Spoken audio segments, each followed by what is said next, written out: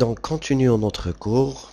Maintenant, on va parler du registre option. Donc, en ce qui concerne ce registre option, il est similaire au registre option qu'on a pu voir au niveau du PIC 16F84. Comme vous pouvez le remarquer, donc, il dispose de toutes les bits et il est similaire. Donc, en ce qui concerne le bit 7, comme vous le voyez, c'est le bit associé qui permet d'activer les résistances de tirage ou bien ce qu'on appelle en anglais de pull-up. Le bit 6, ça permet de sélectionner le front actif de l'interruption externe. Le bit 5, ça permet de choisir l'horloge du compteur timer 0 entre le choix de l'horloge interne associée au microcontrôleur et celle externe qu'on peut appliquer sur la broche RA4T0CKI. Le bit 4, ça permet de choisir le front actif pour déclencher ce compteur associé au timer 0. Ensuite, le bit 3, c'est l'assignation ou bien le choix du diviseur, soit le diviseur associé au chien de garde ou bien celui associé au timer. Les trois derniers bits, c'est pour définir l'ordre de division selon le choix. Si on a choisi le diviseur du timer 0, donc on va diviser par de la puissance n plus 1. Et si on choisit le diviseur associé au chien de garde ou bien watchdog, on va diviser par 2 à la puissance n. Ensuite, on va passer à ce qu'on appelle la gestion des interruptions. Comme on l'a déjà cité, que on a pour ce microcontrôleur 14 sources d'interruption. Donc, à savoir, 14 sources d'interruption pour qu'on puisse les gérer, un seul registre et reste incapable de les gérer. Donc, on a fait appel à d'autres registres supplémentaires. Donc, en ce qui concerne le registre de contrôle d'interruption, INTCON, il est presque similaire à ce qu'on a vu de même dans le PIC 16F84 à quelques différences près. Donc, à savoir, si vous remarquez, tous les bits sont similaires, sauf que le bit 6. Le bit 6, avant, dans la version du PIC 16F84, elle était assignée pour la validation d'interruption de fin d'écriture à l'épreuve. Maintenant, puisqu'on a plusieurs périphériques et on a plusieurs sources d'interruption et un seul registre reste incapable de les gérer, donc les interruptions qui ne figurent pas dans le registre INTCON est géré par d'autres registres, donc ils sont gérés et on peut les valider à travers PEIE, c'est pour valider les interruptions associées aux autres périphériques. Donc le bit 7, comme on l'avait déjà vu, c'est pour valider l'ensemble des, des interruptions. Le bit 6, c'est pour valider les interruptions des autres périphériques. Le bit 5, c'est pour valider l'interruption associée au timer 0. Le bit 4, c'est pour valider l'interruption externe. Le bit 3, c'est pour valider l'interruption associée au changement d'état au niveau du port P. Les trois derniers bits sont des indicateurs. Le bit 2, c'est un indicateur pour l'interruption du timer 0. Le bit 1, c'est un indicateur pour l'interruption externe. Et le bit 0, c'est un indicateur pour l'interruption de changement d'état sur le port B. Ensuite, on va voir les autres registres qui permettent de gérer les interruptions. En ce qui concerne l'autorisation et la validation des interruptions, on a le registre PIE1. Ça permet de valider une interruption au niveau du bit 6 qui est associé au convertisseur analogique numérique. Le bit 1, ça permet de valider l'interruption associée au timer 0 et le bit 0, ça permet de valider l'interruption associée au timer 1.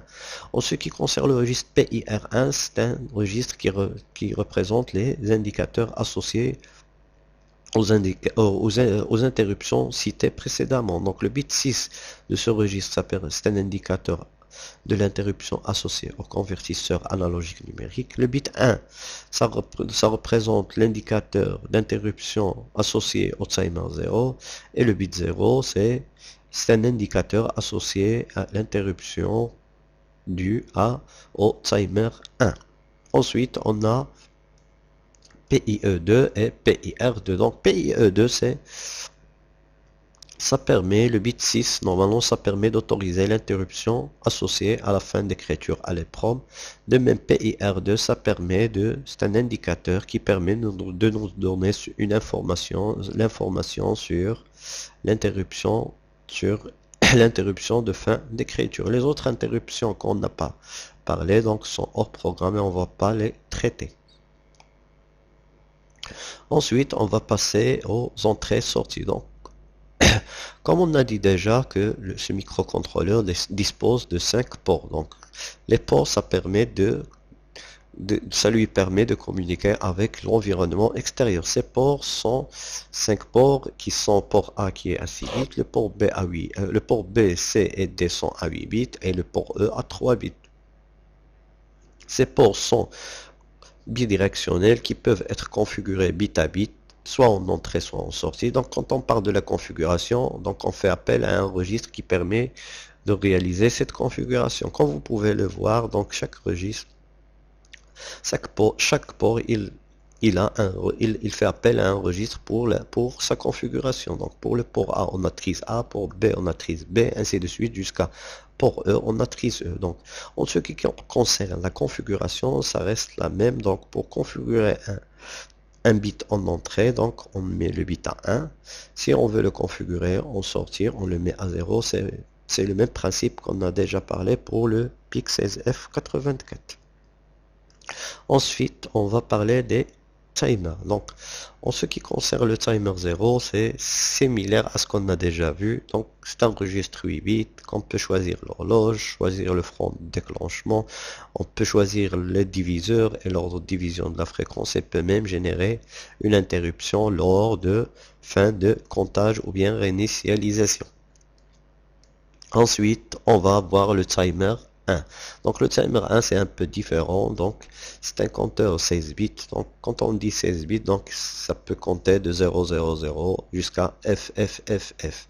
Donc dont on peut de même choisir l'horloge, même l'ordre de division, et peut même générer une interruption lors de dépassement ou bien de réinitialisation. Donc le schéma est le suivant, donc ça permet de choisir ce bit, ça permet de choisir l'horloge de fonctionnement. Celui-là, ça permet de, c'est un indicateur de dépassement. On a celui-là, c'est le prédiviseur. Ensuite, on a celui-là, c'est pour la mise en marche. Et le registre de contrôle associé au timer 1 s'appelle T1CON. Donc, on a les différents bits. Donc, les bits 5 et 4 sont associés au diviseur. Donc, si on choisit la première combinaison, il n'y a pas de division. Si on choisit la deuxième, on va diviser par 2. La troisième, on va diviser par 4.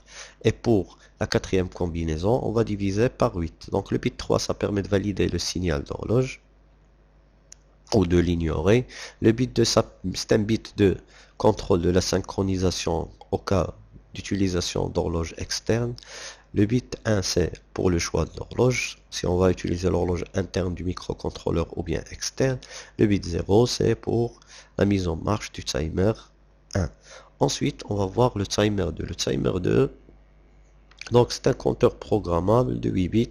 Il est modulo 256, comme le timer 0. Mais il fonctionne exclusivement avec l'horloge interne, ainsi qu'il dispose de deux diviseur. Donc il dispose d'un prédiviseur et d'un post-diviseur qu'on peut configurer. Il peut même générer une interruption s'il est autorisé.